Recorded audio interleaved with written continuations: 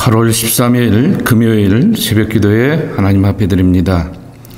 주여 하늘에서 굽어 살피시며 주의 거룩하고 영화로운 처소에서 보옵소서.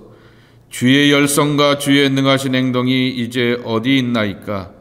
주께서 베푸시던 간곡한 자비와 사랑이 내게 그쳤나이다. 주는 우리 아버지시라.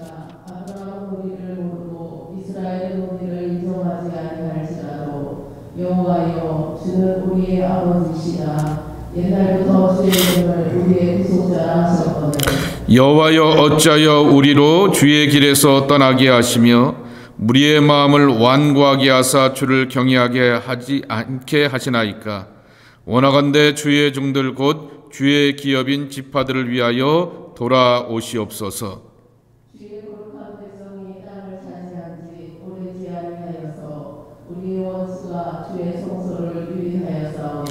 우리는 주의 다스림을 받지 못하는 자 같으며 주의 이름으로 일컬음을 받지 못하는 자 같이 되었나이다.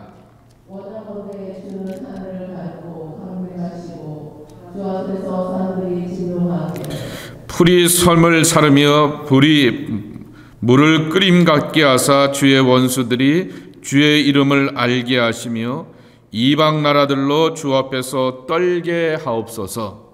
주께서 강림하사 우리가 생각하지 못한 두려운 일을 행하시던 그때에 산들이 주 앞에서 진동하였사오니. 주 외에는 자기를 앙망하는 자를 위하여 이런 일을 행한 신을 옛부터 들은 자도 없고 귀로 들은 자도 없고 눈으로 본 자도 없었나이다. 주께서 기쁘게 공의를 행하는 자와 주의 길에서 주를 기억하는 자를 선대하시거늘. 우리가 범죄함으로 주께서 질문하셨사오며 이 현상이 이미 오래되었사오니 우리가 어찌 구원을 얻을 수 있으리까. 무릇 우리는 다 부정한 자 같아서 우리의 의는 다 더러운 옷 같으며 우리는 다 잎사귀같이 시들므로 우리의 죄악이 바람같이 우리를 몰아가나이다. 주의 이름을 부르는 자가 없으며 스스로 분발하여 주를 붙잡는 자가 없사오니 이는 주께서 우리에게 얼굴을 숨기시며 우리의 죄악으로 말미암아 우리가 소멸되게 하셨음이니이다. 그러나 여호와여, 이제 주는 우리 아버지이시니이다. 우리는 진흙이요 주는 토기장이시니 우리는 다 주의 손으로 지으신 것이니이다. 여호와여, 너무 분노하지 마시옵고 죄악을 영원히 기억하지 마시옵소서. 도와오니 보시옵소서. 우리는 다 주의 백성이니이다. 주의 거룩한 성읍들이 광야가 되었으며 시온이 광야가 되었으며 예루살렘이 황폐하였나이다. 우리 조상들이 주를 찬송하던 우리의 거룩하고 아름다운 성전이 불에 탔으며 우리가 즐거워하던 곳이 다 황폐하였나이다. 함께 봅니다. 여호와여, 일이 이러하거늘 주께서 아직도 가만히 계시려 하시나이까. 주께서 아직도 잠잠하시고 우리에게 심한 괴로움을 받게 하시려나이까. 아멘. 어제 63장 말씀에는 하나님은 사랑의 하나님, 하나님은 자비의 하나님이라고 말씀하셨습니다. 그것을 오늘은 우리의 아버지라고 하는 말로 표현하고 있습니다. 참 이사야를 읽을 때마다 정말 예언자의 신앙 고백이 참으로 멋들어집니다. 우리에게 이렇게 하나님을 향하여서 나아가라라고 하는 것입니다.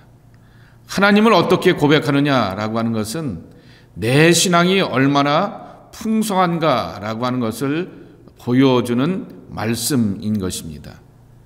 내가 사랑하는 사람을 향하여서 말로서 몸으로서 삶으로서 고백하듯이 하나님을 사랑한다라고 하게 되면은 그 사랑하는 하나님을 향하여서 고백하는 고백의 내용도 풍성해야 할 것입니다. 오늘 16절에 주는 우리 아버지시라 그랬습니다.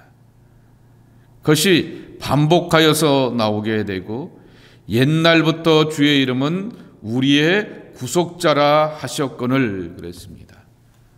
여기서 말하는 구속자는 고엘이라고 하는 단어입니다.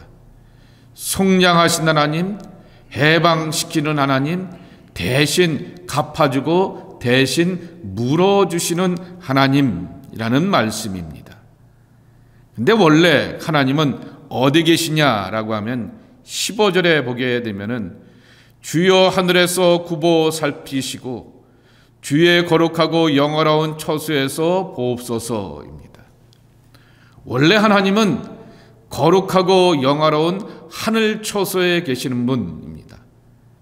그것이 기독교 신앙 속에서 창조주 하나님에 대한 첫 번째 고백입니다. 우리의 손으로, 우리의 능력과 공로로 가고 싶어도 도달하고 싶어도 이렇게 흔들어 보아도 만날래야 만날 수 없는 분이 하늘에 계신 하나님, 거룩한 처소에 계시는 영광의 하나님이십니다. 근데 그 하나님이 어떻게 하셨냐라고 하면은 1절과 3절입니다. 주는 하늘을 가르고 강림하시고 그랬습니다. 3절에 보게 되면은 주께서 강림하사 우리가 생각하지 못한 두려운 일을 행하시던 그때에 그랬습니다. 강림하셔서 우리가 전혀 예측하지도 못하고 생각하지도 못하게 되었던 하나님의 구원을 이뤄가다 달라라고 이렇게 외치고 선포하여 주고 있는 것입니다. 하나님의 구원이 이루어지는 이 놀라운 것이죠. 강림교회라고 하였을 때 그 고백은 이러한 고백입니다. 우리는 강림하시는 메시아, 강림하셨던 예수 그리스도를 경험하였습니다. 그것이 복음서에 나와 있는 예수님의 행적이고 가르침이고 언행 심사이십니다. 그런데 우리는 그 강림하시게 되었던 초림하셨던 예수님의 경험을 통하여서 반드시 또 하나의 기대를 가져야 됩니다. 재림의 신앙이라고 하는 것이죠. 다시금 오셔서 우리에게 하나님의 구원을 이뤄가시고 역사를 심판하시고 우리에게 하나님의 놀라운 약속의 세계로 우리를 이끌어 가시고 인도하실 것이다 라고 하는 그러한 고백으로 나와야 하는 것입니다. 그래서 강림신앙은 바로 재림신앙으로 이렇게 또한 이어지는 그러한 모습이 되어야 합니다. 마치 이 땅의 신앙인들이 예수님이 안 올 것처럼 믿게 됩니다. 그리고 예수님이 강림하지 않냐고 내가 알아서 할 수 있는 것냥 그렇게 착각을 하게 됩니다. 아닙니다. 우리는 하나님의 강림하심의 은총 가운데서 하나님의 구원을 경험하게 되고 삶의 변화를 경험하게 되고 나를 다독거리고 위로하시고 회복하시는 하나님의 사랑의 손길을 경험하게 되는 것입니다. 하늘에 계신 하나님이 아닌 땅의 백성들의 삶에 그 땅의 백성들의 삶의 자리에 함께 하시는 하나님입니다. 그것이 바로 하나님 아버지 구속하시는 하나님에 대한 예언자의 첫 번째 신앙 고백입니다. 두 번째로 하나님에 대한 신앙 고백입니다. 어떤 고백일까라고 하면은 열성을 갖고 계시는 하나님이라고 하는 것입니다. 15절 말씀에 보게 되면은 굽어 살피시고 거룩하시고 영화로운 처소서 보옵소서 주의 열성과 주의 능하신 행동이 이제 어디 있나이까 주께서 베푸시던 강국한 자비와 사랑이 내게 그쳤나이다 라고 하면서 다시금 사랑의 하나님 자비 하나님이 그 거룩한 열성과 능력을 가지고서 우리 가운데 인도하옵소서라고 이렇게 고백하고 있습니다. 하나님은 행동하시는데 누구를 위해서 행동하시냐라고 하면은 하나님의 구원과 은혜를 우리에게 보여주시기 위해서 행동하십니다. 그 행동은 어설픈 행동이 아니다라고 하는 것이죠. 그 계획은 어설픈 계획이 아니다라고 하는 것입니다. 능하시다라고 말하게 됩니다. 익숙하다라고 하는 것이고 잘 준비가 되었다라고 하는 것이고 또한 정확한 계획을 갖고 있다라고 하는 것입니다. 그 잘 준비되어 있고 정확한 계획을 갖고 있다라고 하는 것을 이사야 예언자는 뭘로 고백하냐라고 하면 8절입니다. 64장 8절에 보게 되면은 여호와여 이제 주는 우리 아버지이시니이다. 다시금 하나님을 아버지라 고백합니다. 우리는 진흙이요 주는 토기장이시니 우리는 다 주의 손으로 지으신 것이니이다 라고 말하게 됩니다. 하나님께서 직접 지으신 계획과 손길 아래 있다라고 하는 것입니다. 토기장이 되시는 하나님이라고 하는 것입니다. 능하신 계획 가운데서 삶을 이끄시고 구원하시는 그 하나님의 모습입니다. 또 한 가지 중요한 고백은 하나님의 열성이라고 하는 것입니다. 열심이라고 이렇게 바꿀 수도 있을 것입니다. 하나님의 열심이 무엇이냐라고 할 때 메시아 사상입니다.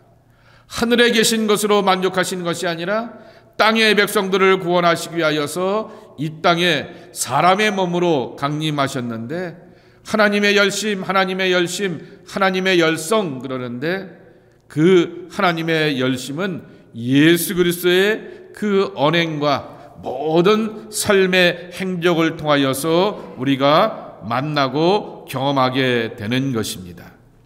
세 번째, 하나님에 대한 고백입니다. 7절과 8절입니다. 7절에 보게 되면은 주의 이름을 부르는 자가 없으며 스스로 분발하여 주를 붙잡는 자가 없사오니 이는 주께서 우리에게 얼굴을 숨기시며 그랬습니다. 얼굴을 숨기시는 하나님, 하나님이 얼굴을 갖고 계세요? 예수님은 얼굴을 갖고 이 땅에 오셨지만은 하나님이 얼굴을 갖고 계시다, 하나님이 손을 갖고 계시다, 하나님이 발로 달려오신다, 그것은 신학적인 표현으로 신인동역론이라고 말하게 됩니다. 하나님을 형상화하기 위해서 결국 사람의 이미지를 이렇게 도용하여서 고백하고 표현하는 것입니다. 그러니까 하나님이 우리를 지켜보시고 함께 하시고 돌보신다라고 하는 그 표현 속에서 얼굴을 들이신다라고 말하게 되지만은 반대로 하나님이 우리를 향하여서 외면하시고 침묵하시고 또한 우리를 향하여서 멀리 떨어져 있을 때는 대표적인 표현이 이사야와 시편의 말씀인데 얼굴을 숨기신다라는 표현을 쓰게 됩니다. 얼굴을 숨기시는 하나님이 아닌 토기장이가 되시는 하나님입니다. 여기 분명하게 예언자는 고백합니다. 우리는 진흙이요 그랬습니다.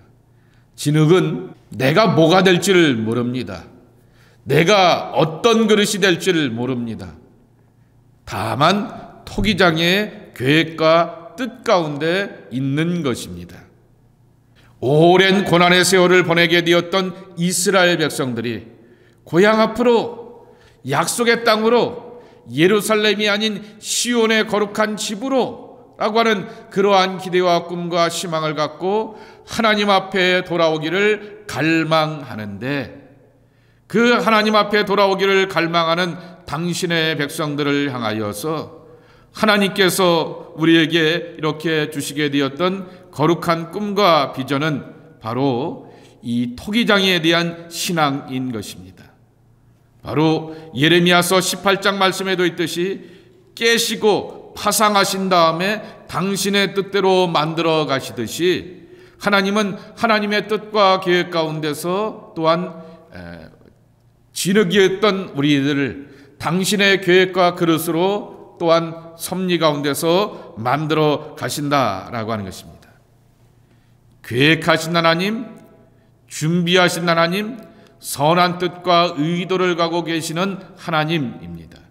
오늘 이사야가 안타깝게 외치고 부르짖는 것처럼 긴 고난의 세월을 보내게 되고 긴 연단의 시간들을 보내게 되고 긴 낙심의 세월들을 보게 될 때 그렇게 하나님을 향하여서 탄식하고 외치기도 하는 것입니다.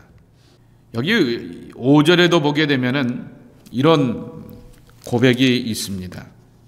우리가 어찌 구원을 얻으리까? 라고 말하게 됩니다.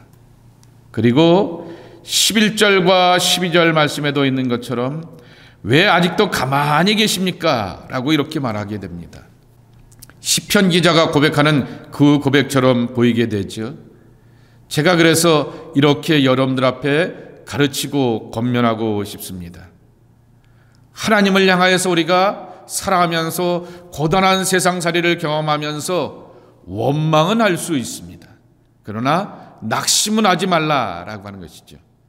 아니면 내가 몸이 아픈데 내가 갖고 있는 모든 삶의 문제와 관계들이 다 틀어지게 되고 일들이 다 엉망이 되는데 하나님, 내가 하나님의 아들입니까? 하나님의 딸 아닙니까? 라고 하는 그러한 생각 속에서 왜 삶이 이렇게 엉망이고 힘들고 틀어졌습니까? 라고 하는 그러한 안타까운 마음을 고백할 수는 있습니다. 그럼에도 불구하고 시편이 우리에게 가르쳐주게 되었던 것처럼 이사야도 똑같이 가르쳐주는 것인데 하나님을 향하여서는 낙심하지 말라라고 하는 것입니다. 더 치명적인 일을 당하여도 이스라엘의 신실한 백성들은 구약 성서가 우리에게 가르쳐주는 것은 그래도 하나님입니다. 힘들어도 하나님입니다. 아파도 하나님입니다. 괴로워도 하나님입니다. 원망스럽고 정말 탄식스러운 일이 있어도 그래도 하나님을 찾아가는 것입니다. 자, 그랬을 때 경험되는 것입니다. 9절입니다. 여호와여, 너무 분노하지 마시오며 죄악을 영원히 기억하지 마시옵소서. 구하오니 보시옵소서.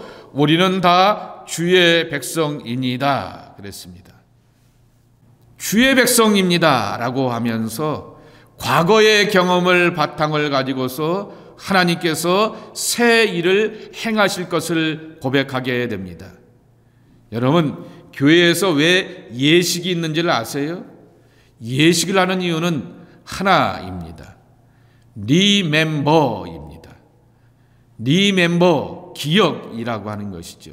그런데 리라고 하는 말과 멤버라고 하는 말을 다시 띄어놓아야 할 이유가 있습니다.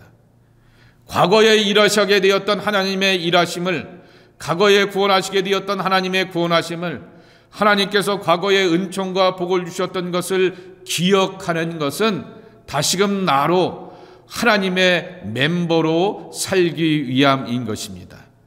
하나님의 나라의 이런 멤버가 되는 것입니다.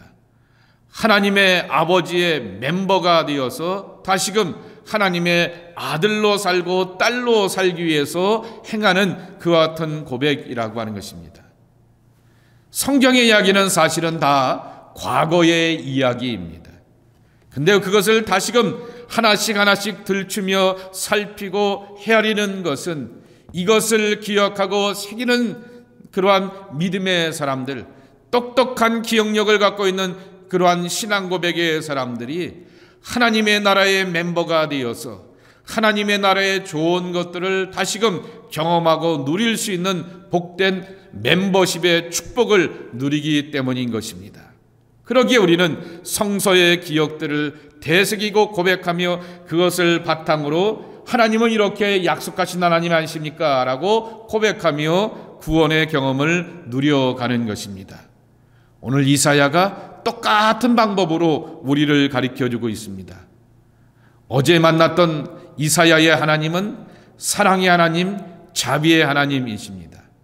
오늘 우리에게 가르쳐주고 만나라고 권면하시는 하나님은 이 아버지 되신 하나님, 구속자 되시며 대신 갚아주고 대신 물러주고 대신 값을 치러주시는 하나님이다라고 소개하여 주고 있습니다.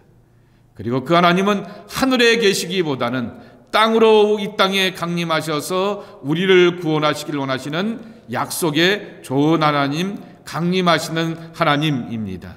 이와 같은 하나님의 열성과 계획하시는 능하신 행동 가운데서 복과 은총을 누려가는 약속의 자녀들이 저와 여러분의 모습이 되기를 예수님의 이름으로 간절히 축복합니다. 하나님 아버지 감사합니다. 아버지를 사랑합니다. 아버지께 영광 돌립니다. 그리고 이사야가 구하듯이 오늘도 구합니다. 아버지, 여기 아버지의 아들들이 있고 아버지의 딸들이 있습니다. 함께 하시어 주시옵시고 강림하여 주시옵시고 하나님의 놀라운 사랑과 구원 가운데서 희망을 얻고 기쁨을 얻으면서 이 어지러운 세상 가운데서 낭망하지 않고 믿음의 길을 걸어가는 주님의 백성들이 되게 하여 주시옵소서. 감사하고 예수님의 이름으로 간절히 축복하며 기도하옵나이다. 아멘.